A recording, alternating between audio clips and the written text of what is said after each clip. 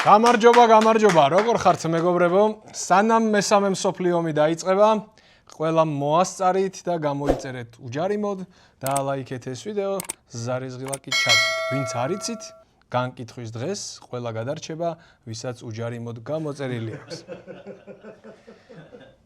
აი დაუკვირდით, გავშიფროთ უჯარიმოდ,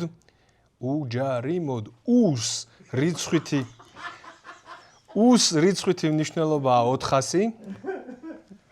გემატრიულად გავყვეთ რა. უ არის 400, ჯ-ს რიცხვითი მნიშვნელობაა 8000, ა 1, რ 100, ი 10, մ 40, ო 70, დ 4. 400 დაუმატოთ 8000, დაუმატოთ 1, დაუმატოთ 100, დაუმატოთ 10, დაუმატოთ 40, დაუმატოთ 70 და პლუს 4, რამდენია?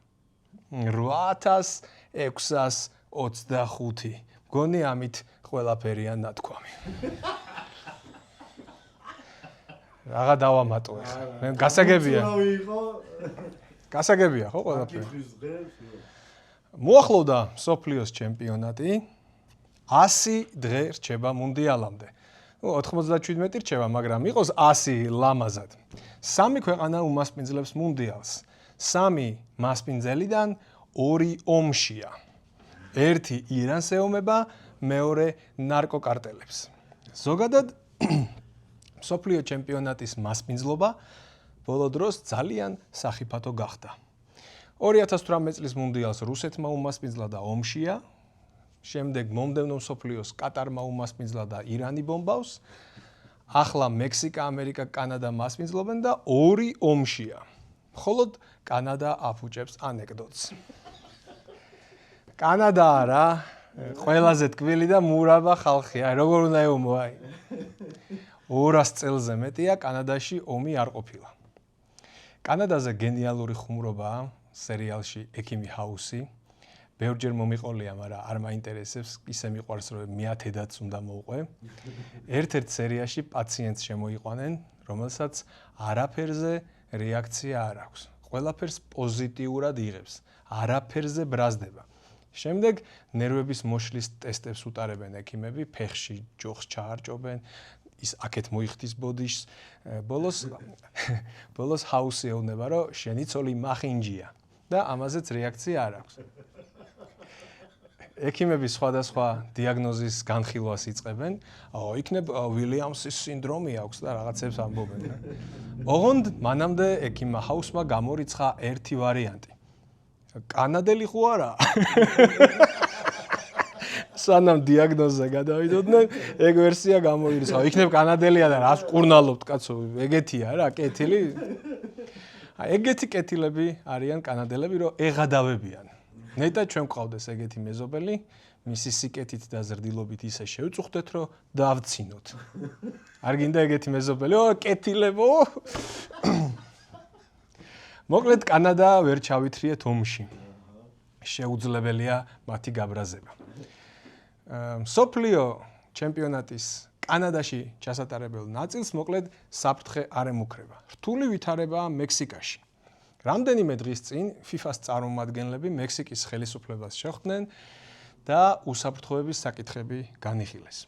მექსიკის ხელისუფლებამ პირობა დადო, რომ უზრუნველყოფს ტურნირის უმაღლეს დონეზე მასპინძლობას. რა მოხდა ბოლო პერიოდში? 22 თებერვალს მექსიკის ხელისუფლებამ ჩაატარა სპეცოპერაცია, რომლის დროსაც დაიჭრა და მოგვიანებით ამ ჭრილობებით გარდაიცვალა ერთ-ერთი ნარკოკარტელის ბოსი ელ მენჩო.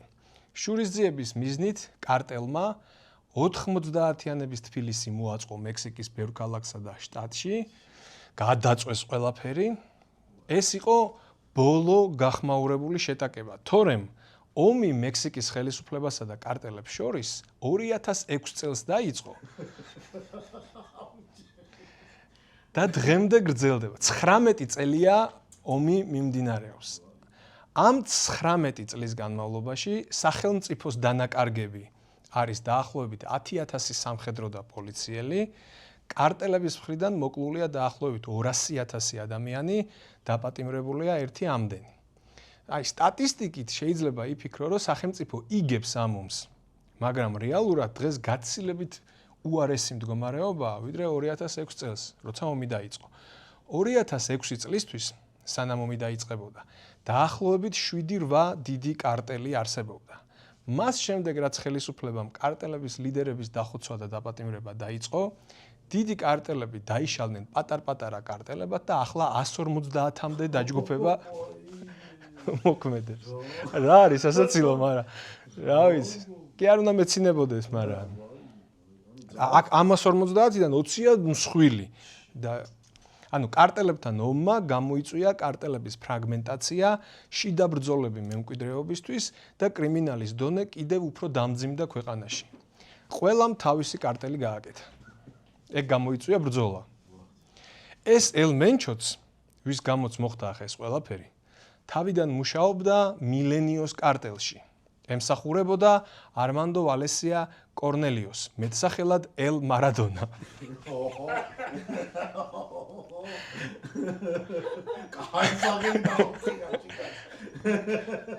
კიდე კაი, ამის გამო რომ არა ემუქრება მსოფლიო ჩემპიონატს ჩაშლის საფრთხე მარადონას გამო. ეს მარადონა რო დაიჭირეს, მერე თავისი კარტელი მოხდა ელ-მენჩომ.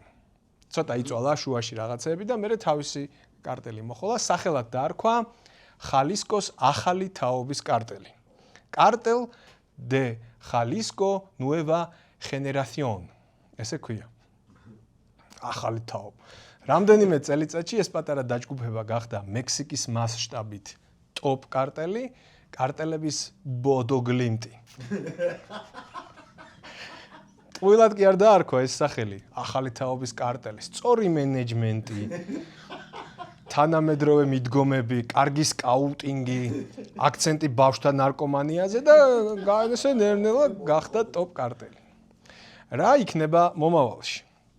ელ-მენჩოს სიკვდილით არც არაფერი დაწყებულა და არც არაფერი დასრულდება, 19 წელია ომი მიმდინარეობს და შესაბამისად მსოფლიო ჩემპიონატის დაწყებამდე ვერ დასრულდება. დიდი ალბათობით ხელისუფლება და კარტელები შეთანხმდებიან მშვიდობაზე მუნდიალის დასრულებამდე. კარგი ამბავი ის არის, რომ ნარკობარონებს ძალიან უყვართ ფეხბურთი და მათაც ძალიან უნდათ მექსიკამ უმასპინძლოს მსოფლიოს. იცი რამდენ ფულს ხარჯავენ მექსიკის ჩემპიონატში საკლუბო დონეზე? აი ფული ესე აქვთ რა. ხელისუფლება და კარტელები შეთანხმდებიან, რომ მოდი გადავაგოროთ ეს მუნდიალი, არ მოვიჭრათ თავი დედამიწის თვალწინ და მერე გავარკვიოთ საქმეები. ჩემი აზრით, კარგი იქნება თუ კი FIFA მხოლოდ მექსიკის ხელისუფლებასთან არ იქნება კომუნიკაციაში და კარტელებთანაც ისაუბრებს. მაფიოზები უკეთ გაუგებენ ერთმანეთს. ტალაგდებიანი რა. ავი სენაზე დაემაზე.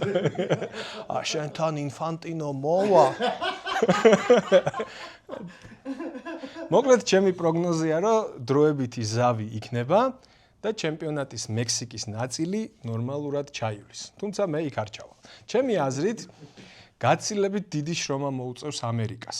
მიუხედავად იმისა, რომ ამერიკა-ირანის ომი ირანის ტერიტორიაზე მიმდინარეობს და არა ამერიკაში, მთელი მსოფლიოს ტერორისტების სამიზნე გახდება ამერიკაში საფეხბურთო მატჩები. ამიტომ ამერიკას უზარმაზარი რესურსის დახარჯვა მოუწევს პრევენციისთვის, რომ ყველაფერი ლამაზად იყოს. აქეთ თრალი ინგლისელი ფანები, აქეთ ტერორისტები, ჯოჯოხეთი ელოდებათ ამერიკელ სამართალდამცავებს, რომელს მიაქციო ყურადღება. მოკლედ ძალიან შარიანი მუნდიალის წინაპირობები გამოიკვეთა, კიდე კაი ვერ გავედით მანდ. ვიყოთ სახში ლამაზად დაასვეთ, უყუროთ ეხა იმაზე მანერვიულე, რომ ბიჭები ავტობუსით რაღაცა. ძლივს კაი თაობა გვეღირსა. ეხა მაგაზე მანერვიულ. ვითავსე ერთა ლიგაზე ლამაზად ევროპა რაღაცა სოფლიო მოიცდის. მეგობრებო, სოფლიო ჩემპიონატის მიმდინარეობისას რა ტიპის კონტენტი გესიამოვნებოდათ უჯარიმოთზე? დაწერეთ კომენტარებში და ვეცდებით გავითვალისწინოთ მაქსიმალურად. გადავიდეთ სხვა სოფლიოს დროს რამე კაი კონტენტი ხო უნდა გქონდეს არა? კანადაში ხوار მოკლედ მიმოვიხილოთ რაღაცები, გადავიდეთ სხვა თემებზე. დაიწყო საქართველოს ჩემპიონატი ფეხბურთში, უფრო სწორად ნაწილობრივ დაიწყო. პირველ ტურში 2 მატჩი ჩატარდა, 3 გადაიდო თოვლის გამო. საქართველო არის ერთადერთი ქვეყანა დედამიწაზე, სადაც თოვლის გამო მატჩები ვერ ტარდება. სხვა ქვეყნებშიც გადადებულა თამაშები დიდ თოვლობის გამო, მაგრამ თოვლის გამო ეგ მხოლოდ ჩვენ შეგვიძლია თოვლის გამო თამაში გადაიდოს. დიდ თოვლობა ვის არ ყოფილა, ვის არ მოსვლია და რაღაცა. just თოვლი მოვიდა და ტური გადაიდო. ეს ყველაზე ნაკლები პრობლემაა. თუ არის საშუალება რომ გადავდოთ და ჩავატაროთ კარგ ამინჩი, რა პრობლემაა, რა ძალაა? ეს ყველაზე ნაკლები პრობლემა მგონია. ჩავატაროთ კაი ამინჩი. თავარი პრობლემა ჩემი აზრით კი არა და პრობლემა რა არის, იცით რომ ჩემპიონატის ერთ-ერთი საუკეთესო ბომბარდირი რომ უზბეკეთში მიდის, აი ეგ მგონია პრობლემა და არა თოვლი. და ამაზე უარესი იცით რა არის? ჩემპიონატის ერთ-ერთი საუკეთესო ბომბარდირი უზბეკეთის მეორე ლიგაში რომ მიდის. ან წახლა ლამაზად გითხარით უზბეკეთშიც არის. არა, უზბეკეთის მეორე ლიგაში წავიდა. აი ეგ არის პრობლემა. გასული სეზონის საუკეთესო ბომბარდირი გახდა ბიორნ იონსენი, მეორეზე გავიდა ბანცულაია. ერთი წავიდა საუდის არაბეთის მეორე ლიგაში, მეორე უზბეკეთის მეორე ლიგაში. და ეს სასაცილოც აღარ არის უკვე გესმით ხო სიჩუმეა იქედან საერთოდ არავინ არ ცინის. კარტელებზე კარგად იცინეს ხალხის დახოცვაზე და ამაზე არ უცინია. ადრე ვწუწუნებდით იმაზე, რომ საქართველოს ჩემპიონატიდან ფეხბურთელები გარბოდნენ სომხეთსა და აზერბაიჯანში, ახლა გარბიან ყველგან. უკვე მნიშვნელობა აღარ აქვს რა ქვეყანაა, თავარია არ იყოს საქართველო. რა ხდება, რა უბედურებაა. მოდი გადავხედოთ სტატისტიკას. მიმდინარე სეზონში ყირგიზეთის ჩემპიონატში ითამაშებს 11 ქართველი ფეხბურთელი. უზბეკეთში ითამაშებს 13 ქართველი ფეხბურთელი. უზბეკეთის მეორე ლიგაში 3 ქართველი. ყაზახეთში ითამაშებს 5 ქართველი. ყაზახეთის მეორე ლიგაში არც ერთი. იმიტომ რომ ყაზახეთის მეორე ლიგაში აკრძალულია უცხოელების ყოფნა. თორემ მანდაც გვეყოლებოდა 1-14 მოთამაშე. ტაჯიკეთის ჩემპიონატში 1 ქართველი ითამაშებს. ანუ შუა აზიის ჩემპიონატებში ჯამში გვეყოლება 33 ფეხბურთელი. მოდი, ნუ რავინ იკადრებს იმის თქმას, რომ ამ ფეხბურთელებიდან ბევრი არ გამოადგებოდა საქართველოს ჩემპიონატს, მეტიც ამ 33 კაცში აირჩევა ისეთი 20 მოთამაშე, საქართველოს ჩემპიონობისთვის მებრძოლი გუნდი რო აეწყობოდა. თუ კი იმ დონემდე ჩავედით, რომ ფეხბურთელებს საქართველოში თამაშს ტაჯიკეთი და უზბეკეთი ურჩევნიათ, მე მაქვს შეკითხვა, ბიუჯეტიდან რას ვაფინანსებთ? მიზანი რა არის? რაზე მაღალი დონე უნდა შევინარჩუნოთ? სად აღარ გაგვექცეს ფეხბურთელები? თუ კი კლუბების დაფინანსების მიზანია რაღაც დონე გვეჭიროს, ეგ მიზანი უკვე შესრულებულია. ამაზე ქვემოთ ვეღარ ჩავალთ. ეს დონე სულ გვეჭირება. ამის დაფინანსება აღარ არის საჭირო. თუ მიზანი განვითარება და ზემოთ წასვლა, მაშინ კი ბატონო ვილაპარაკოთ, ვინმე ახსნას რა გვინდა, საით მივდივართ, იქამდე მისასვლელად რა არის საჭირო, რა თანხაა საჭირო ამ ყველაფრისთვის და თუ არ გამოვა, პასუხისმგებელი ვინ არის? მე გთავაზობთ ასეთ ვარიანტს. საკლუბო ფეხბურთზე ბიუჯეტიდან რა თანხაც იხარჯება, ეგ ფული მომეცით მე და პირობას ვდებ, არაფერი დაეტყობა ჩემპიონატს. თუ ვწდები და რეიტინგში სან მარინოც გაგვისწრებს, ფულს უკან დავაბრუნებ. ესე იგი, მართლა საჭირო ყოფილა ეს დაფინანსება და ამ ფულით თურმე რაღაც დონე გვეჭირა. რო სან მარინოზე დაფინანსების გარეშე კი, ვეღარ დავიჭირეთ 53 ადგილი, ხო? ამ შემთხვევაში ფულს დავაბრუნებ, რომ თურმე იმიტომ ვაფინანსებდით, რომ ეს დონე 53 ადგილი დავიჭიროთ. თუ ამ დაფინანსების გარეშეც დავიჭერთ, ფულს დავიტოვებ მე. და პირდებით, რომ კაი საქმეებს გავაკეთებ რა. ამ ვარიანტზეც ვიფიქროთ. ახლა გათამაშებას რაც შეეხება. როგორც იცით, ჩვენ გავათამაშეთ წინა ეპიზოდში ბოდო გლიმტის მაისური ნისიაზე. დღეს უნდა გამოვავლინოთ გამარჯვებული, რომელიც მოიგებს მაისურის მოთხოვნის უფლებას ჩემგან. და გამარჯვებულია მეგობრებო გოჩა მესხი. აბსოლუტურად გეთანხმები ყველაფერში, ყველა გადაცემაში, ძალიან მაგარი კრიტიკა და შენიშვნები გაქვს. მასე გააგრძელე. აი, ეს არის გამარჯვებული. ეხლა ვინმე შეიძლება იფიქროს, რომ ქების გამო არა ძმა, რენდომაიზერმა ამარჩია. მე არაფერ შუაში ვარ. გილოცავ გოჩა, მოგწერე Facebook-ზე საკონტაქტო ინფორმაცია და როგორც კი ვიშოვი ბოდოს მაისურს, ეგრევე შეგეხმიანები.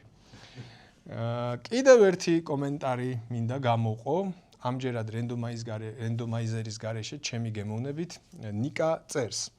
ქუთაისელი თუ მოიფიქრებ და გათამაშების ნისიაზე ჩატარებას. ამ კომენტარს ვერ დავტოვებდი ისე რა. რენდომაიზერმა ცალკე გამოავლინოს, მე ამ კომენტარს გამოვავლენ ცალკე. ეს კომენტარი მოხვდა წლის საუკეთესო კომენტარის გათამაშებაში და უფრო მაგარი ნისია მოვიფიქრე. ამიერიდან უჯარი მოდის ყველა ეპიზოდიდან, ვლოგები არ ჩავთვალოთ. უჯარი მოდიდან, ყველა ეპიზოდიდან ამოვარჩევ ერთ საუკეთესო კომენტარს და წლის ბოლოს ამ საუკეთესო კომენტარებიდან ერთი გახდება წლის საუკეთესო კომენტარი და მოიგებს გრანდიოზულ საჩუქარს. მანამდე არხი გამოიწერეთ, ვიდეო დაალაიქეთ, სარეზღილაკი ჩართეთ, ეს ძალიან მნიშვნელოვანია, იმიტომ რომ არხის გამოწერა ეს არის მიჯნურობის ერთგვარი მონეტიზაცია.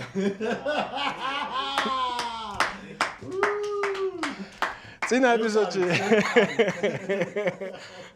ეპიზოდში დაგვირდით, რომ მიჯნურობას და მონეტიზაციას ერთ წიანდადებაში მოვახვედრებდი, მე დაპირებებს ყოველთვის ვასრულებ. შეიძლება ბოდოგლიმტის მაისური ვერ ვიშოვო, მაგრამ რისი რაღაცას რო ვიტყვი, იმას გავაკეთებ აუცილებლად. მართლა კი არა, ბოდოს მაისურსაც ვიშოვით. წავალთ სადმე, რაღაც ჭადრაკის ტურნირი იქნება, რაღაცა იქნება, სადმე როგორ ვერ ვიშოვით. მადლობა მეგობრებო და დროებით.